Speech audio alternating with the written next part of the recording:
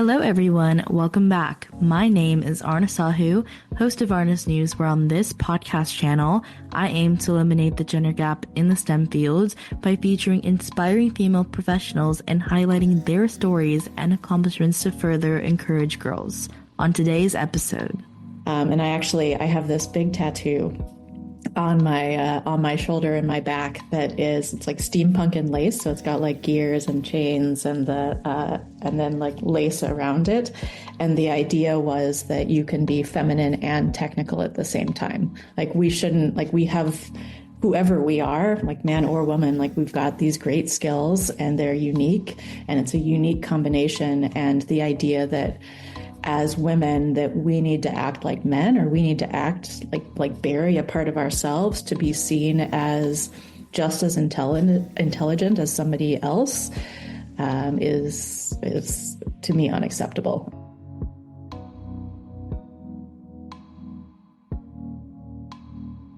Hello everyone, welcome back. My name is Aarna Sahu, host of Aarna's News, where on this podcast channel, I aim to eliminate the gender gap in the STEM fields by featuring inspiring female professionals and highlighting their stories and accomplishments to further encourage girls.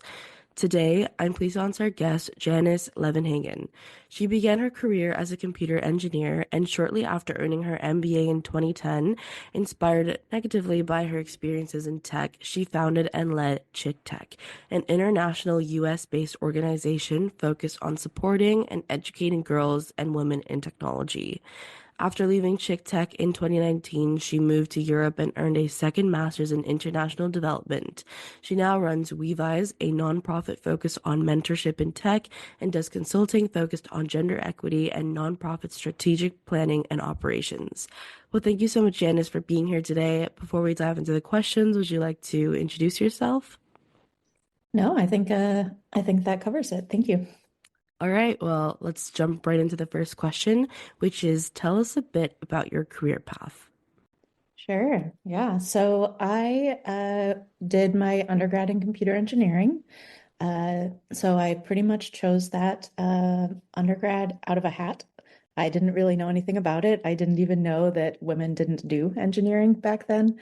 And based on my experiences in computer engineering, it was about 8% women at that point.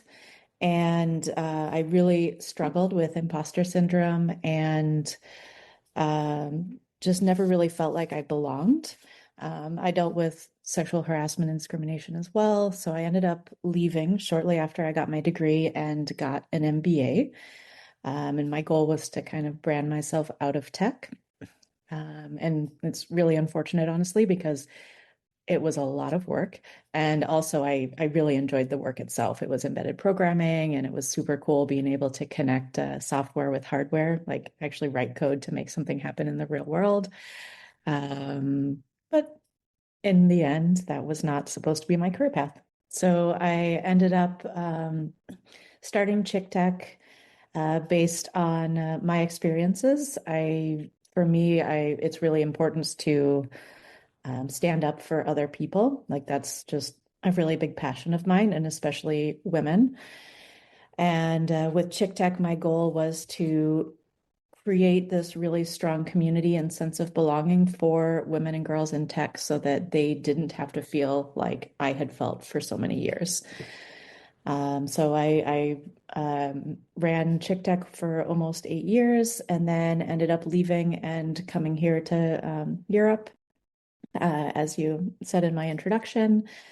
And now my goal is to really focus on how to empower women at a more global level, but especially focusing on the root causes, so misogyny and patriarchy, that are really causing all of these issues. Because if you look at the issues that women are having in STEM, and specifically, of course, my focus is on tech, it's just it's not the real problem, right? Like this is just a symptom. And it seems like so many of these different initiatives, like we're working so hard to try to change things, but the roots are poisoned, right? Like it doesn't matter how much we try to like treat the flowers if the roots of the plant are poisoned. And I really want to, for this next phase of my career, focus on that, start bringing men into the conversation, and really see how we can all change our global society together. Absolutely. And I think what you're doing right now is really commendable because, as you said, I really like your example that the roots are poisoned. So, what's happening in tech is most likely happening in other industries as well. So, bringing in different people into the conversation, seeing how we can tackle this issue together is really important. And I'm very, very happy that you're kind of taking the lead on the issue. I think we're going to be on the right path, hopefully. Yeah, I hope so. And it's interesting because I did a this keynote talk a while back, and I was talking about like I think it was the four reasons that we're not really seeing change because again, we're working so hard, but the numbers really aren't budging that much in tech.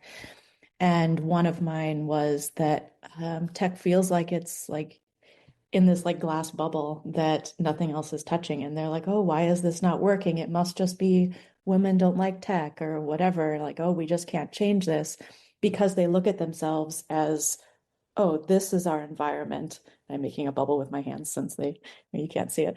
But in reality, tech is just a piece of the entire world, right? Like all of that is connected to everything else. So you can't just say, oh yeah, we're going to educate girls. And then of course they're going to join because they have all of these other influences outside your one initiative, for example. And I think that if tech companies were willing to take a more holistic view, and really truly understand those dynamics, that then we could start perhaps to at least look at those roots and then start to make more progress. Absolutely. And this is a great segue to my next question, which is what advice would you give someone wanting to pursue a career similar to yours? And do you have any tips to succeed? Yeah, so I wish, right now with the career that I'm really focused on, which is around gender equality, I kind of wish that it weren't necessary to have a career like mine, like really focused on discrimination and bias and trying to make the world a better and safe and equal place for women. Um, we could really, if we weren't having to spend so much energy fighting against these issues, both women and other marginalized groups, we could use our skills in other ways. Gotcha. Yeah, that's a really, really strong point, and I think and I agree with that so much because with like the world that's come to today, I feel like we should be moving to more progress where like, women should be more accepted into spaces, but sadly that's not the case. But we can still make paths to kind of get to that, but it might take some time, but hopefully we're gonna be there soon. Yeah, yeah. I mean, it's 2025. Why is this taking so long? It's so frustrating. And my question for you is, what is a common myth about your profession that you want to debunk? Yeah. So going back to the engineering tech side, the myth is that you almost have to have like a computer for a brain in order to work well with computers, and that like emotions and empathy and creativity aren't important. A lot of what I see is that, or it feels often like women have to act masculine in order to be like both masculine and like a computer in order to really feel like they're fitting in. Because in our society, we have this idea that like feminine is weak. Like feminine is not smart, feminine is like just not something to be taken seriously. And I saw that a lot, and I think that's a lot of what we struggle with as women in tech. And I have this big tattoo on my shoulder and my back that is it's like steampunk and lace, so it's got like gears and chains and then like lace around it.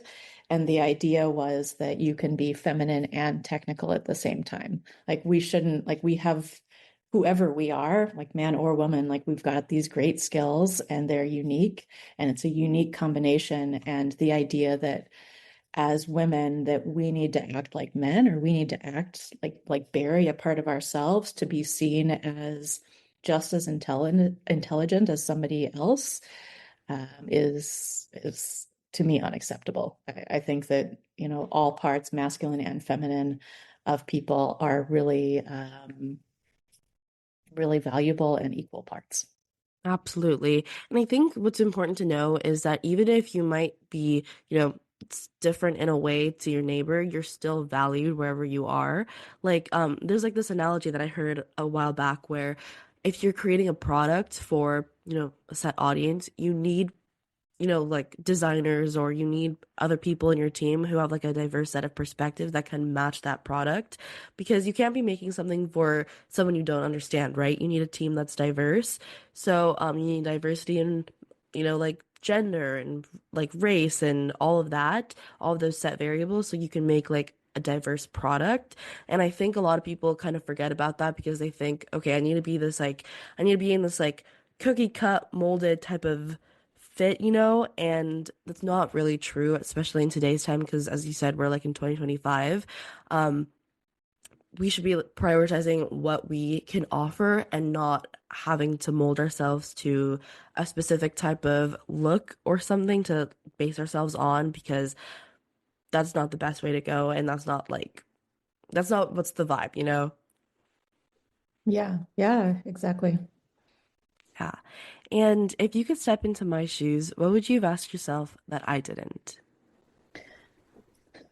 Um, so I had one question, which was for myself from you. Why do you fight for equality when it's so much easier just to get a 9 to 5 job, working for someone, doing, what most people are doing? And then my answer is, I can't see injustice and not like be angry. I see so many women who are absolutely amazing, and so many other people from marginalized groups who have so much potential, and they're just really being treated as less than, and they're not at all. And I see what we can do for the world when we come together and we demand change, which I'm hoping is what's going to be happening in the US in the near future.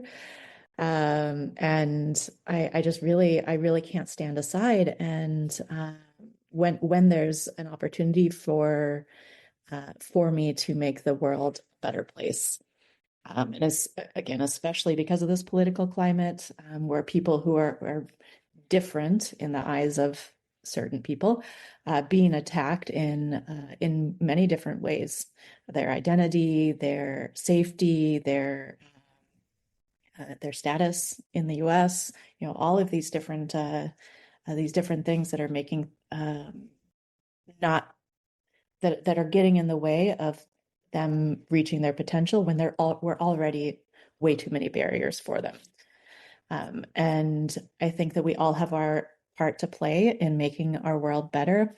And I don't want to be the one who is like sitting down with my grandchildren in some number of years and being like, oh yeah, look at how the world was better or got better. And my grandchildren are like, oh, what did you do? And I'm like, oh, nothing. Like I want to be like this. This was the part that I played, and this is how I mobilized people, and this is how I made people's lives better. Absolutely. And I think instead of setting more barriers for people, we can like all take action towards correcting that and maybe make things easier. I think when things are going like this in the world, then it's up to us to really take action and be like, no, we're gonna fight for what we want to do and what we believe in. And yeah, Yeah, exactly. And I think that um, I think in the US right now, we all have a lot of opportunities for that. And I think in a way that's really terrible and bad. But in a way, I think it's going to help us find ourselves as people and find ourselves as a country again as well. absolutely. And my question for you is, what are the best resources or books that have helped you find your career path? So it wasn't necessarily okay. So when I chose computer engineering, it was back in like 2000, 2001. And I wasn't really even using the internet yet. And so right then we had like a binder with like one paragraph of different careers. So that was not a very good way. And thankfully now here in 2025, we have much better ways of finding a good career. However, over the last probably 10 years, I think I found this book about 10 years ago. Um, it's called You Are a Badass. And I don't know if you've seen this book, but like the author is like, she's just really funny, which is really important to me for nonfiction books. And she like has like all these interesting stories, and like her the goal of the book is to help you like break down like why do you think you can't do something? Like you're basically you're an amazing person, whoever you are, and you need to find that again. Like you were born amazing, and then you talk to yourself out of being, the idea that you were an amazing person for years growing up. And she just like gives all these like anecdotes and like practical exercises and stuff to start thinking. And I actually started going through that book again last week. And I like made a vision board, and I made like these positive affirmations.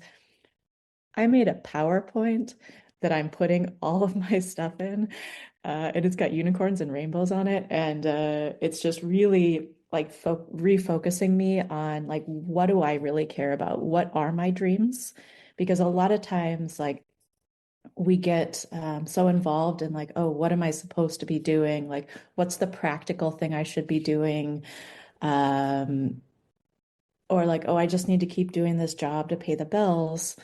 And this book for me, like, really brings back, like, what is my true potential and how can I get there? And a lot of it's just like believing in yourself and making commitments. And I'm making it sound really boring, but this book is amazing. And also, it's bright yellow. So every time you look at it, you have to be happy. So, yeah, so that's no matter what age you are, I think that this is a super awesome book to check out. And I love that. I definitely will. I mean, I love how you took action and made your own vision board and wrote your affirmations. Seems really cool, and I'll definitely check it out. Yeah. Um, all right, because we have some additional time, my question for you is, what do you think is a vital factor that shaped your career? What was your life before learning it, and what was your life after learning it? Yeah, so we talked about this already a little bit, is that like all people are different and that's a great thing.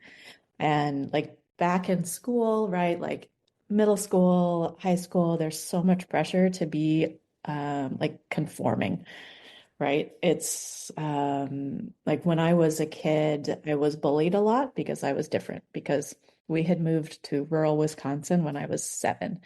And so I was an outsider.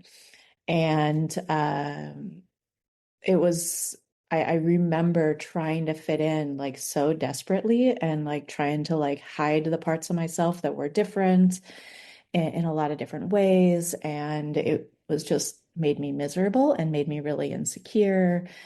And it did not help with the bullying. Like they still somehow, like bullies just see it, like they know what's going to hurt you and they find it and they just push and push and push. So, no, I was hurting myself probably more than they were hurting me by burying who I really was. And I feel like we do that so much in middle school and high school. And then we almost have to spend the rest of our lives like refinding who we are again. Like, say, again, going back to the You're a Badass book, like we have to like unbury all of those really amazing, interesting parts of ourselves.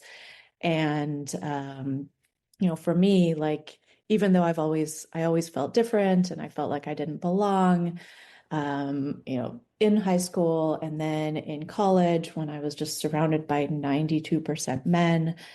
And over these last years, like even now so right now I'm running Wevise, which is a nonprofit focused on mentorship and tech. And it's still interesting because I still catch myself feeling like I'm not the right, like not that I'm not the right leader, but I'm not the right kind of leader. Like I should be more assertive. Basically, I should be more masculine, right? Is the kind of insidious thoughts. When I bring it out into the surface and I look at it, I'm like, okay, well, I don't think that's true. Like, I don't think that a man would be, or a more masculine person would be better at this because it's about it's almost all it's all volunteer. And so um, leading volunteers or even leading a team in general, there's a lot of empathy, there's a lot of understanding, there's a lot of support. It's the servant leadership, and not that, of course, anybody can be a servant leader, but I think that that's one of the skills that I personally have is like really wanting to serve and wanting to support the people who are working with me. And I don't know if we want to call that a feminine energy or a feminine type of leadership, but it's me. And therefore, it's not bad, right? It's just a different kind. But again, it's those kind of insidious thoughts from growing up and like being shown in different ways that you don't belong. And so you have to kind of carve out a space for yourself and carve out like demand that your skills and the value that you're bringing is the right value. And then you need to find the people who also believe that, because if people keep chipping away at it, then, of course, it's going to be much harder for you to believe it.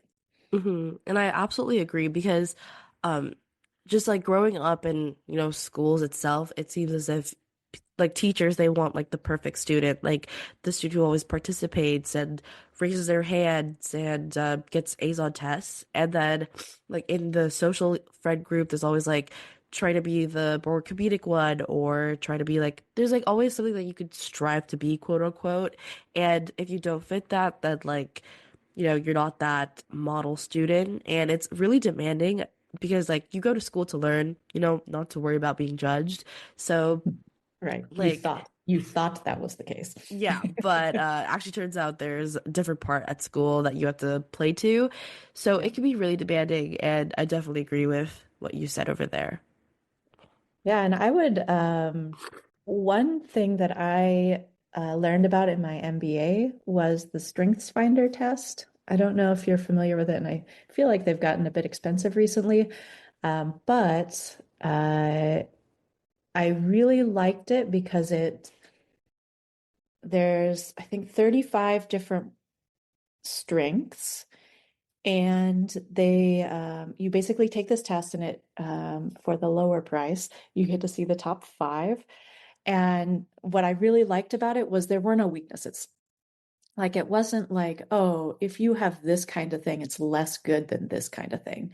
It was just, these are your strengths. And the idea was play to your strengths because you're going to feel better about yourself. And when you work on your strengths, you're going to get better and better at them while feeling good. Whereas when you look at your weaknesses, like you can improve them a little bit, right? But like they're never going to be a strength, and you're going to feel kind of bad doing it, right? Because you're so focused on, oh, I'm so bad at this thing and I just need to get better, or I'm not worth very much, or I'm not going to succeed.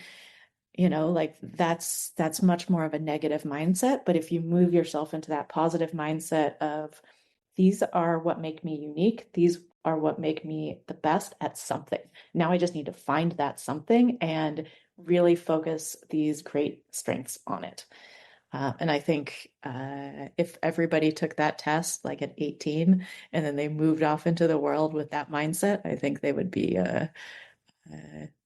much happier.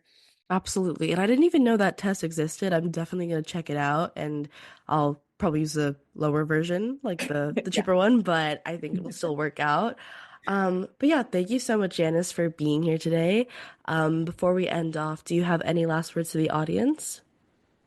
I don't think so. I think just in general, just really believe in yourself. Like even if it doesn't feel like you should, like check out one of the resources I mentioned, the Strengths Finder test, the You Are a Badass book. Like either one of those are like really going to make you feel differently about yourself and your potential. All right. Well, thank you so much, Janice, for being here today. I absolutely love talking to you. Thank you. Thus, that concludes today's episode. If you want to know more about how I relate to these amazing topics, then stay tuned for upcoming episodes. A free way to support this show is by leaving it a 5-star rating and a review on the player you are listening to. Let me know what you enjoy about this podcast, as it's a chance to tell me what you love about the show, and it helps others discover it too. Once again, thank you for finding me, and I hope we stay in touch with each other. Dito, you're listening to Aarna Sahu, the host of Aarna's News. Toodles!